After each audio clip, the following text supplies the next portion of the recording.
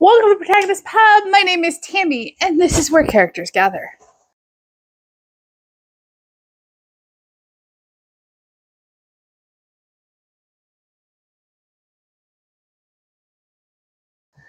This feels so much more normal. It's a Monday morning, and I'm filming a weekly wrap-up, so I'm glad I reverted back.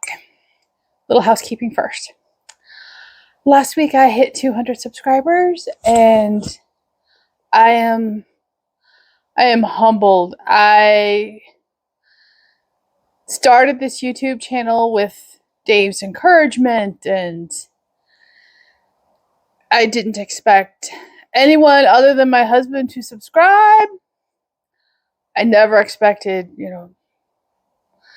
people around the world to subscribe and watch and comment, and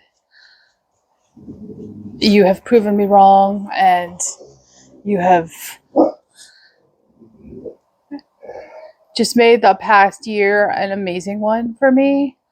Never expected it. I am so incredibly blessed and humbled and grateful for each and every one of you.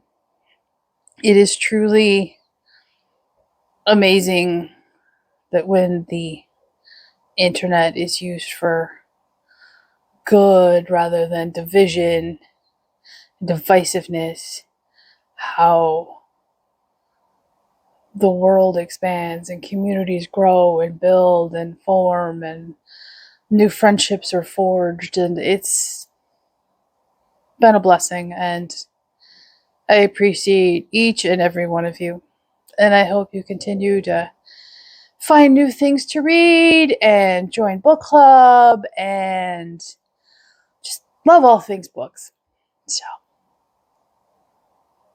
I am truly humbled. Okay, so what did I read this week? As you saw from the thumbnail, it was a very short stack. It's not quite a representative stack. I started Berrien and Luthien for book club. I read in The Count of Monte Cristo and 2 classics going at once and Big Thick Puppies. So, reading was a little slow, and I really need to pick up the pace this week because otherwise I am never going to finish all Dave's books by August, and that has to happen. August 1st is less than 6 months away, and he can't win. He just can't. He cannot win. So, Tammy needs to start reading faster. Okay. I had one DNF. It was actually a DNF at the end of January, and I forgot to talk about it. And it was a Neck Alley arc, and this is my fair and honest review for that arc. That was A Lady's Guide to Marvels and Misadventure by Angela Bell. I believe this is her debut novel. It is Christian fiction, and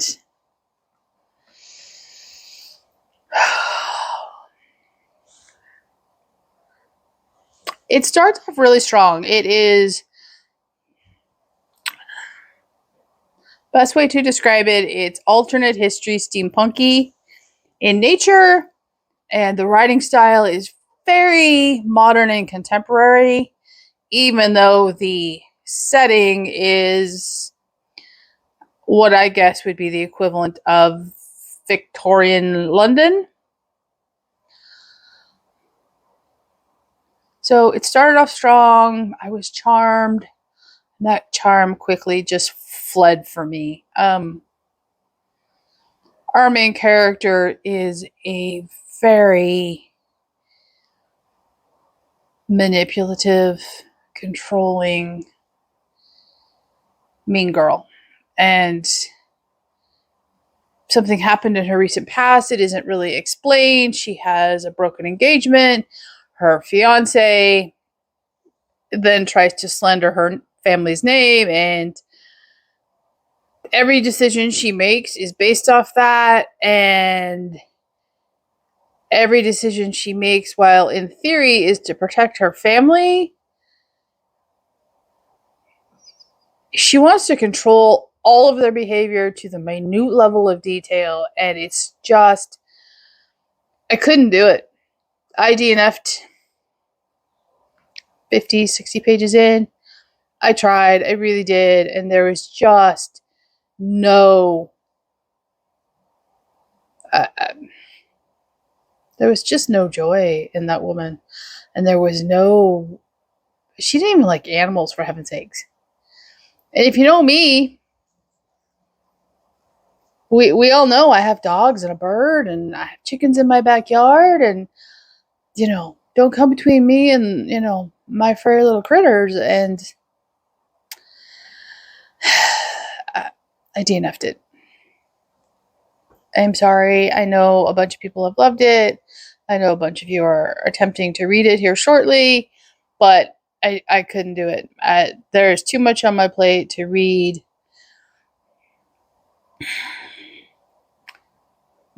fiction that just makes me grind my back teeth, and that's what this was. So I moved on. So I have one finish. I have one almost finished. So I'm going to talk about my almost finished first. That is on my Kindle. It is, what is it called? Becoming Hook by Mecham. And I picked this one up for Tay's Faebruary Readathon for her birthday. And this is a gender flipped, well, it's not really a gender flipped. It is a fairy tale retelling. I'm sure it fits a couple of the prompts. I haven't looked extensively. Off the top of my head, I couldn't tell you which one it fits. I will link her announcement video down below and her co-host. This is a retelling of Peter Pan, in which Peter is the villain and Captain Hook is the hero. And it is clean fiction. It isn't Christian. It's just clean fiction. It's a romance, and it gets categorized as young adult, which is why I've been leery to pick it up.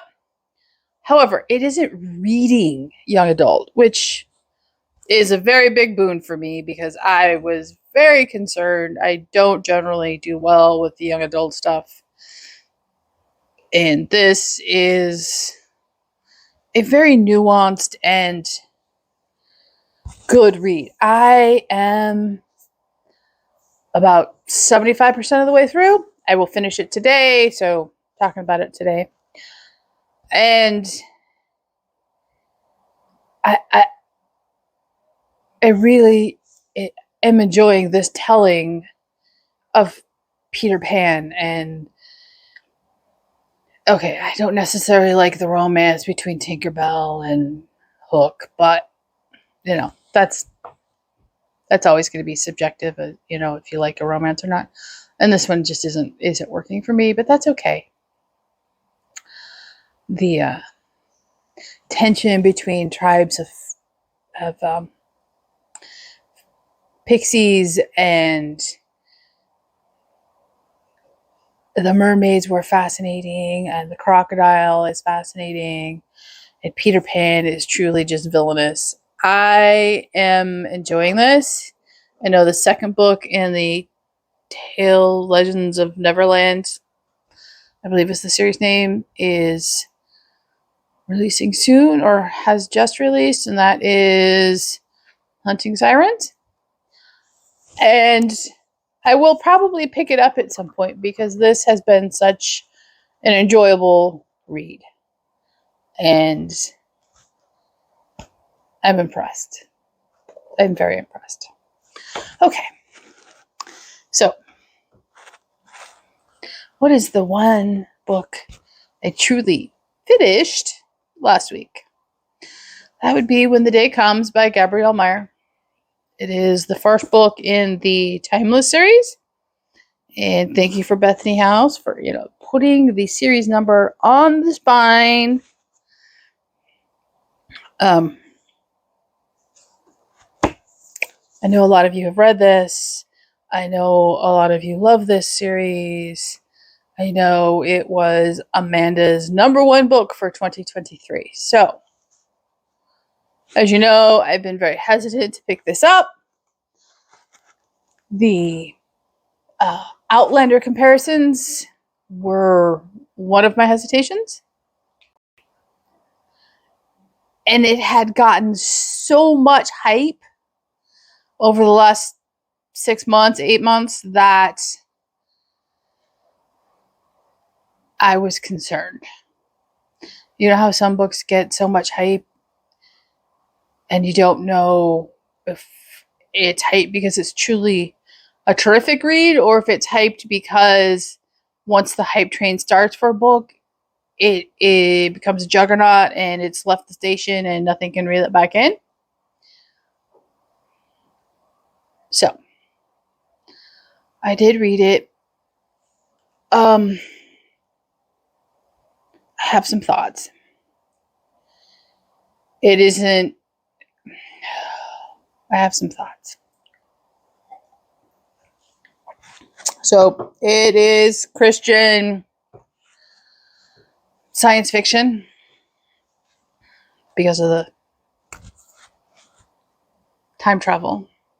And our protagonist lives a dual timeline life. There's no better way to describe it. In one timeline, she wakes up in one timeline every day. So one day she wakes up in 1775 Boston and she goes to sleep, and the next morning she wakes up in 1914 New York. And on her 21st birthday, she must choose which timeline she is going to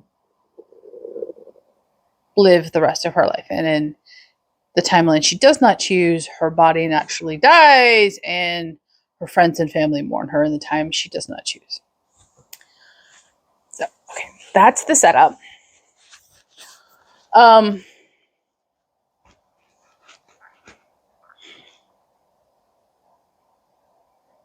It's very clear from the beginning that she's going to choose 1775 Boston versus 1914 New York when she turns 21. When the book opens up, she's 19 and a half or so. And she tells you right off the bat she's gonna choose Boston, and why can't she? She's firm on that decision. She loves her family there. She loves her life there, even though it's more difficult without the modern conveniences of 1914. And why can't she just decide now?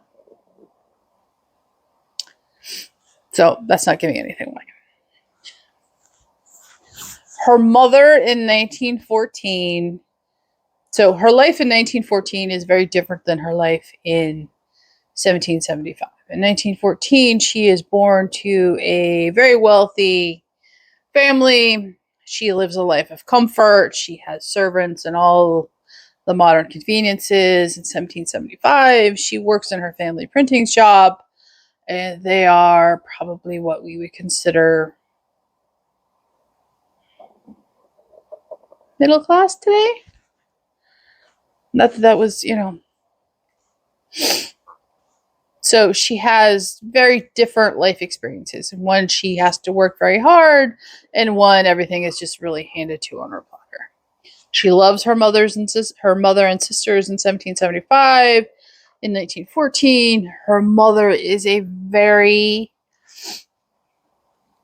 controlling and manipulative woman who does not love her daughter, but it is explained in the book that her parents in 1914 fell in love, and her mother came from a very lower middle class background, and she has always felt insecure in their position in society, and she has always tried to elevate her social standing and thus her husband's social standing to A, help his business grow, and B, to elevate herself. And she sees her daughter as a means to do that. part of her social scheming is to marry her daughter off. And she decides the best way to do that is an English lord. So she forces her daughter to go to England. And of course, our heroine is like, my country is on the verge of fighting these people in 1775. Why would I voluntarily marry one now? Things occur. She ends up marrying an English lord. And in 1914, she falls pregnant. It's 1915 when she falls pregnant. And the book flips between days and years progressively, and you see her relationships grow and change. And it was very interesting.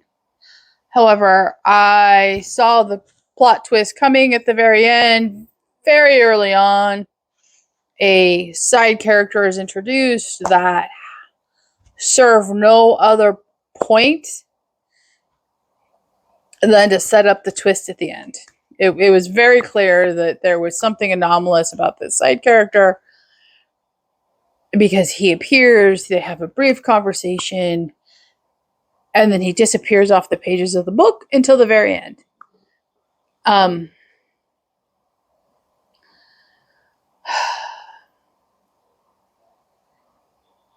So I wasn't surprised. I'm intrigued to read the next book. Am I running off to read it? It's sitting on my shelves. No, I am not. Did I hate it? No. Did I love it? No. It was a middle of the road, heading up the hill kind of read for me.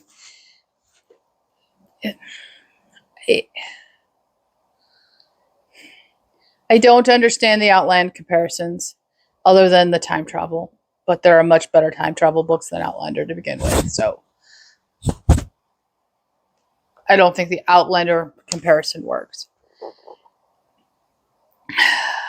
I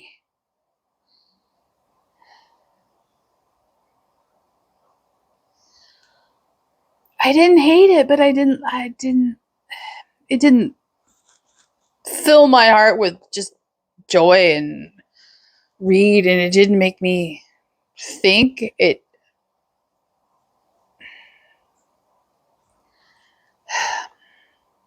This was one of those hype train books that it's very well written, and for that the hype train is fully justified. It's very well written, but it's not, for me, it wasn't a hugely compelling story, and it wasn't unexpected. And if I'm going to read a time travel book, I want something unexpected to happen. And this one was just too easily telegraphed for me to be surprised, which is unfortunate. So, did I love it? No. Did I hate it? No. Was it enjoyable? Yes. Would I tell people to read it if they want a time travel Christian science fiction? Absolutely. I mean, there's nothing wrong with the book. It's just not, it just wasn't a stunning read for me.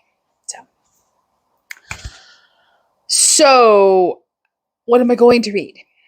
I'm currently reading The Count of Monte Cristo, Barian and Luthien. I hope to get Barian and Luthien finished this week.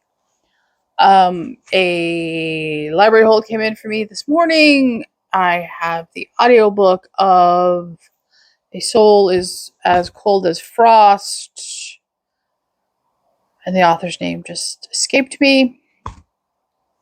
I also have 2 holds waiting for me I need to go pick up this afternoon. One would be Ruthless Vows by Rebecca Ross, which is the second book in the duology following up Divine Rivals. So you know I'm going to read that this week. Everything else will be put on hold to read that. And the latest John Grisham just came in for me too. So, yeah, I need to read those in the next 2 weeks because obviously they're, It's going to be on hold by other people. And after I read Ruthless Vows, I am probably picking up next. Not probably. I will pick up next Aiming for Love by Mary Keneally. This is just over 301 pages. Again, that's an afternoon read for me. So that shouldn't be hard. And after that, I will pick up a Dave book, another Dave book, and that would be The Innkeeper of Ivy Hill by Julie Klassen. This is the first book in the Tales from Ivy Hill series. And I love this cover. And this was a library find, so yeah. He picked the whole trilogy. I like Julie Klassen. I like, a good thinker. Historical fiction. And it's 435 pages, so, nice big chunky book. I have a lot to do this week. I don't know why I'm doing this to myself, but there you go. I'm doing it to myself.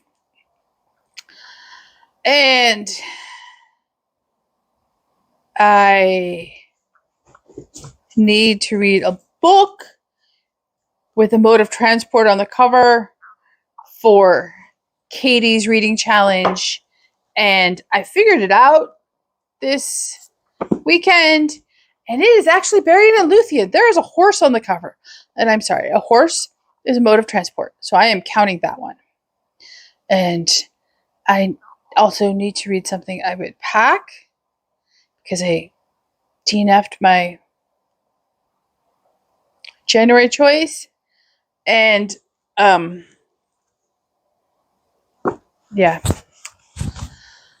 don't know what that one's going to be yet. We shall see. And for Jane's challenge, I need to read, or Jeanette's challenge, the February challenge is to reread a book, which I don't do. Although,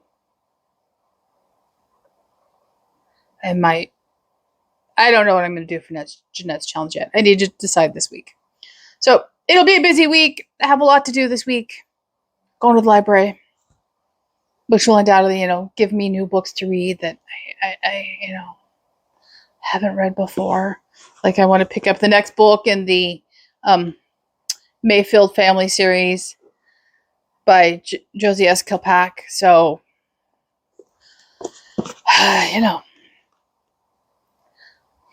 because I don't have enough to read, I should pick up more books from the library, right? What are you reading this week? Leave a comment down below, like and subscribe. And I will see you here next time at the Protagonist Pub.